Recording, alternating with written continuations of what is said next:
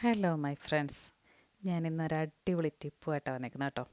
ദേ കവറിലോട്ട് നോക്കിക്കേ, നല്ല പളുപിളാ തിളങ്ങുന്ന പച്ചമുളക്.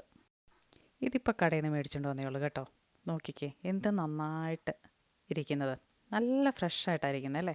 2 ദിവസം കഴിയുമ്പോൾ ഇതിൻ്റെ വിധം അങ്ങ് മാറും. അത് മാറാതിരിക്കാനായിട്ടുള്ള ഒരു വിധമാണ് ഞാൻ ഇന്ന് കാണിച്ചു തരാൻ പോകുന്നത്. ദേ ഞാനൊരു ഐസ്ക്രീം പാട്ട എടുത്ത് അതിനകത്തോട്ടൊരു ടിഷ്യൂ ഇറക്കി വെച്ചു.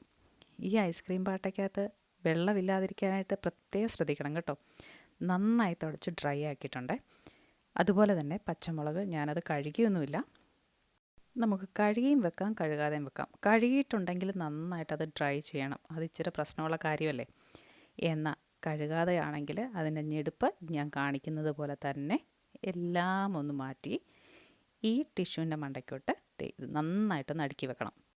വീണ്ടും ഒരു ടിഷ്യൂ പേപ്പർ എടുത്ത് ഇതുപോലെ തന്നെ ഡ്രൈ ആയിട്ട് മുകളിൽ മടക്കി വെക്കണം. ഇത് ഐസ്ക്രീം പാട്ടയിൽ തന്നെ വേണമെന്നൊന്നുമില്ല കേട്ടോ, ഏത് ഡ്രൈ ആയിട്ടുള്ള പാട്ടയിലും കുപ്പിയിലും നമുക്ക് പറ്റും.